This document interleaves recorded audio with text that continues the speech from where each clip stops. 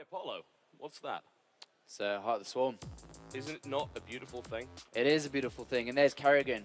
She's beautiful too in the bottom left. That's very, very true. Are those people out there not beautiful people?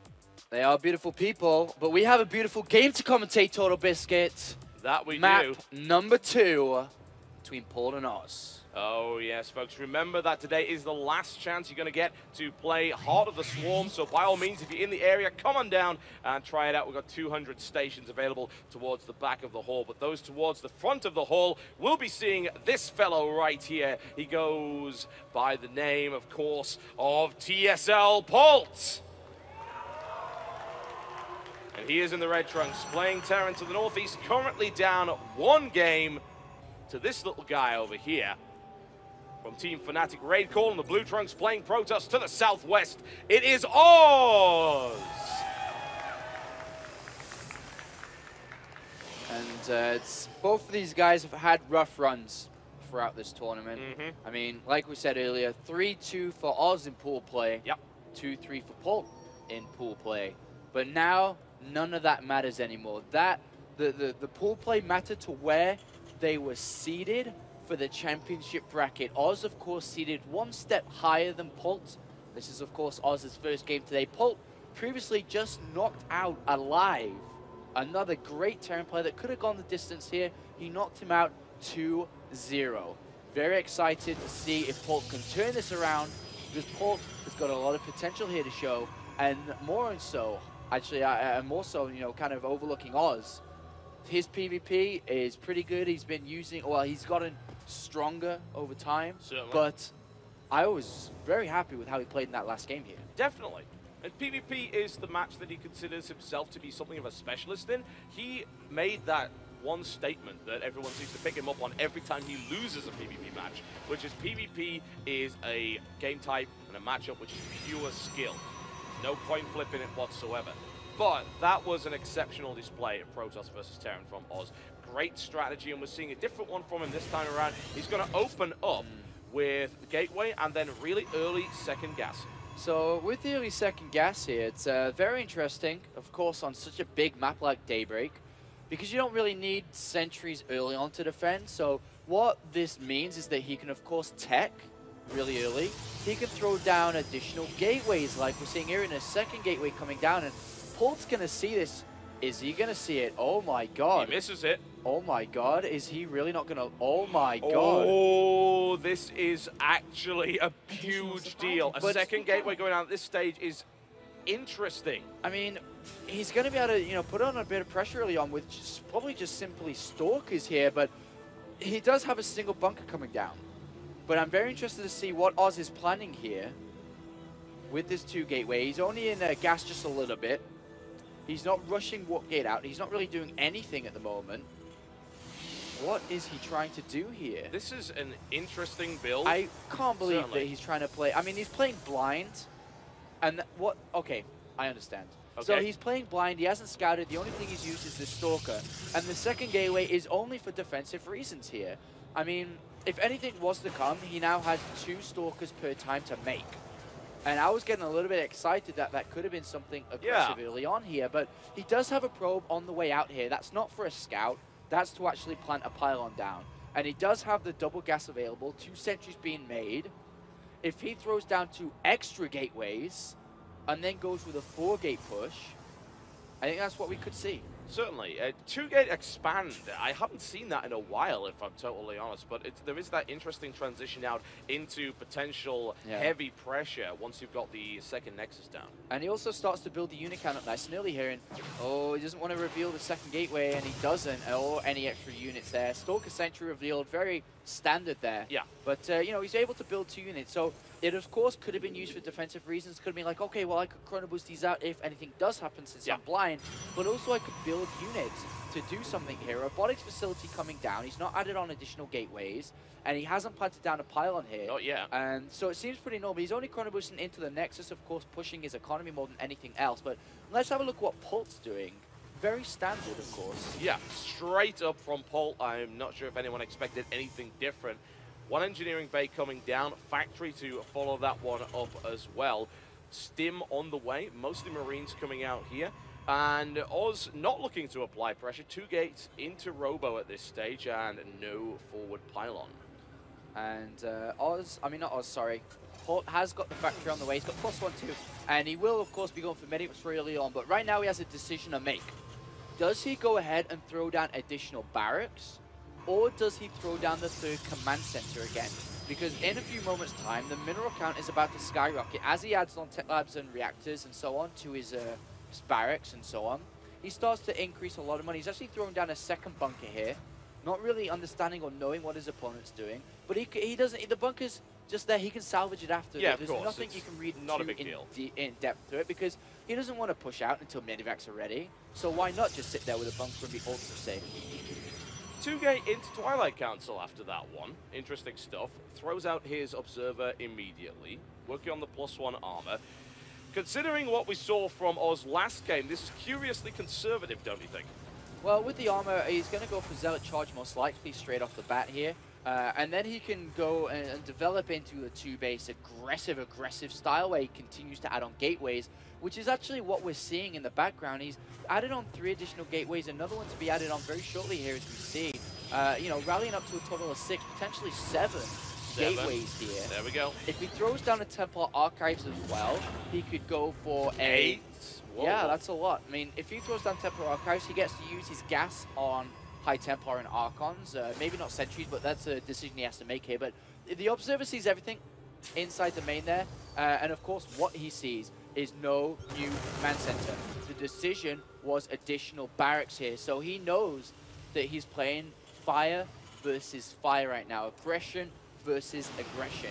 And to be honest, if we don't see any scouting from Polt, no Ghost Academy added, he could die to this. This is a very simple +2 armor, Zealot Charge, Archon style. It's so good against this Marine Heavy style. It certainly is. I'm actually surprised not to see a scan for Polt, honestly. It's rather late to do that now, but this could cost him. He doesn't know what he's up against. Oz does have some information. He did get his Observer picked off, so that doesn't help, but he knows for the most part what he's up against here, and he should have what he needs. So Sentry's got to be a little bit careful. Nice force fields there to block that off, and fortunately for him, no concussive shell. And right now, he's going to have to scan, or at least find out. He sees, and there's the scan actually goes down, just to pick off the Observer. But right now, Polt knows there's no 3rd base, but he doesn't know, is it...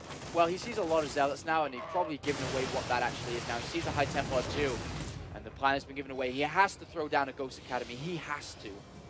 Well, if he doesn't, things are going to get awfully grim for him. A nice little pickup, a couple of units out of the way there. No Ghost Academy coming as of yet. Supply block there for Polt just briefly, and a Warp Prism on the way. Like this. This is a play that we've seen an awful lot. Actually, very popular amongst players like Bling, for instance. A player who did actually beat Polt in Assembly a while ago. What you generally do is you store those High Templar inside of the Warp Prism to get them out of the way of snipes and the EMP. I mean, that's a great use of it, but he doesn't have Storm, so the Warp Prism will be used just to engage, or to reinforce the engagement right there and then in the fight. And oh, this is a fight that looking pretty good for Polt here, because he has the running, the stim, he has the ability to kite there.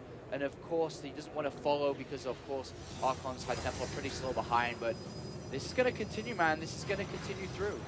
Certainly. There's the reinforcement and a quick pickup as well. See if he decides to use that for harassment or just keeps it at the front. So a pickup from Polt there, too.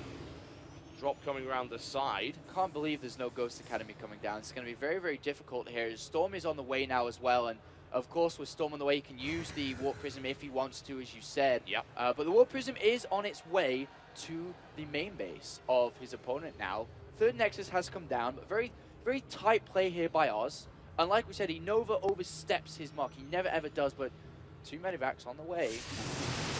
Yeah, this is going to be interesting. We've got the medivacs coming into the base before the Warp Prism. Warp Prism actually stopped here, and this drop has gone completely unscouted, and we'll be able to start doing some damage. Polt finally finds the Warp Gate of Oz in the corner here. And this is going to do a lot of damage there, but there is a High Templar coming in. He doesn't know if he's got Storm or not. Does back out. A little feedback there. Zealots coming down from the War Prism. Counter-attack equal to what Polt just deployed. Well, Polt is able to clean it up much easier, honestly. It didn't force the entire mineral line to be Polt, so that's good. But Polt is actually now moving in with a large force. He can stem and pick off the Nexus. He's going for it right now. Will he be able to get there in time? Zealot's moving in to intercept, and he holds it just for the moment.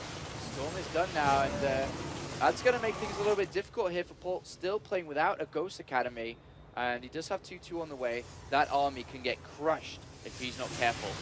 Needs to be. Certainly Storm is ready to rock and roll. Here come the sentries. Force field's not so ideal, actually, providing a choke point for the Zealots. Yeah, it wasn't so good there by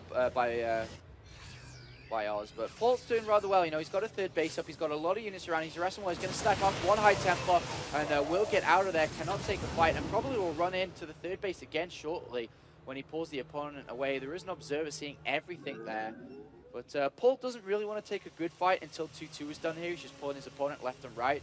Ghost Academy finally coming down here to start to get those ghosts out. Going to be really useful here. And the reason why he didn't get the Ghost Academy out, because he was saying, well, Apollo, I'm not actually going to fight. I'm just, you know, dragging him around for now. Yeah. And then I'll get it after. And once again, does not want to take a fight here. He will lose a fight. There's so many Zealots there. Very, very true. Polt gets a good firing line, however. And there it is, the force field followed by the Storm. And a second Storm lands directly on the left flank of Polt's forces. Polt running into yet another Oz, one after another perfect Storm. But Polt just has quite a few units here. These Storms are perfect here by Oz, but Polt just refuses to stop. And that was a lot of energy on the sentries gone. That was a lot of Storm gone. And now as 2-2 is finished, Polt will probably look for a fight now. And the sentries really hurt Oz a lot more than they helped. I mean, Polt looked at it and was like, oh, great, yeah, I'll do that. And War Prism gets picked off there out of BC. The man never misses stuff like that. Nice catch once again. But unfortunately, that War Prism is down and will not be contributing any further to this fight. Couple more gateways being added on right here for Oz. Polt looking to pressure once again. He's spotted the observer. The keen eyes of Polt. He never misses a moving observer. Ooh, 2-eye Templar. Gotta be careful. Risky. Polt just sees it. Storm's going off, and Polt does pick it off, but takes a lot of damage in the process. Now coming around, picks up another High Templar around that. Oz need to be very careful with those. And Oz is feeling the pressure here. Polt's playing a really good game this turnaround. He is, yeah, you know, absolutely fantastic. He's choosing engagement well. He's actually on the natural now, running and stemming in, and great opening here for Polt, and grabs it with both hands wide open. That's what I'm liking. He gets himself into a great position. Polt is the master of positioning, losing the factory as a force field. Unfortunately, giving a great angle for the Storm there.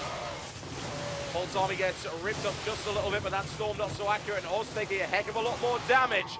Polt, incredibly good. He is looking to cancel the upgrade. It's about to finish, and it goes down. Fantastic engagement here by Polt.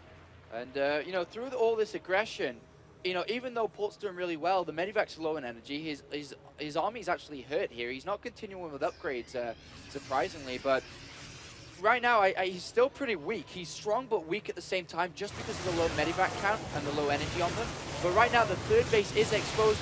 But if Polt goes for this, he's going to get trapped from behind. He's going to have to run to the natural. And Polt is in a weird place right now. No Medivac energy. Storms could do absolutely huge damage. Here comes Oz from the back right now. Are there any more Storms available? It looks like that is not the case. Is he going to be able to get out? He's looking to try and do it. He dances his way out to the natural. There's nothing to intercept it. Perfect kiting coming in right here from Polt. Can he escape? He gets out of there successfully. Polt, incredible micro. Oh man, go home, Polt, go home, go heal that up. And wow, that's great play. And I thought he was in trouble, man. When he went to that third base, he was trapped, and he wiggled like a little slippery snake, got out of there. But now he has Ghosts. Ghosts are the thing to finish this game. Oz is in so much trouble now, losing that third base. Zealot harassing, but Polt doesn't care. He's got a fourth base up, and Polt has just flip side from game 1 to game 2, and this is fantastic play here. It really is. And he's about to land the hammer onto his opponent. Polt's so incredible, playing a game up to the wire here on the razor's edge. One more Storm would have torn that army to pieces. Oz didn't have it. He now has a good composition, but he doesn't have enough units, and there are 10 count them, 10 ghosts available to smash that force to pieces. And the upgrades are 2-2 for Polt, who will start work on 3-3, or should start it any second now. Oh my god, sometimes. Ship plating starting as well, and Oz is stuck at +2 armor, +1 attack, because it got cancelled. And oh my god, he sees it just in time. There is units ready to feed back. Feedback's come in, some damage being done as straight through to Morph the Archon. Zealot's in a perfect spot, and that was a nice catch by Oz. And right now, Oz has a lot of units. Storm are the key for Oz to win and tie or close this up. Ghosts are the key to tie this series up. 13 High Templar versus 12 High Templar versus 9 Ghosts. Here it is. The EMPs on the front line. Oh, all the Templar melting right now under Polts attacks. Snipes taking them out. Storm comes down, but nowhere near enough. And GG. Oh, wow. Polt. Fantastic. Fantastic play. Wow. All right. Yeah, golf clap. Well done, Polt. Well done. Autosis, tasteless. What are your thoughts? Autosis. You guys have no idea how to clap. Listen, that was amazing play by Polt.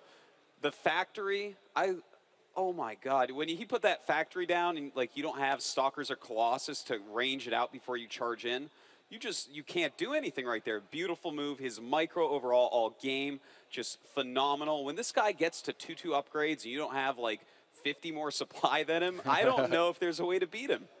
Yeah, it's on my. He played so good in that game, and very excited to see the next map here. It is going to be Taldrum Altar. Do you have any thoughts on that, Dan? Autosis with Taldrum Altar for the last map? Taldrum Altar. Well, I think it's going to come down partially, at least, to position. You know, if one of them has a positional advantage, like is behind the other person as opposed to cross spots, that might rule in their favor. You know, if you do like a Colossus build, you can start poking that natural literally at the time that they're trying to make their first medevac, so they're going to have to switch to Vikings, can't get medevacs.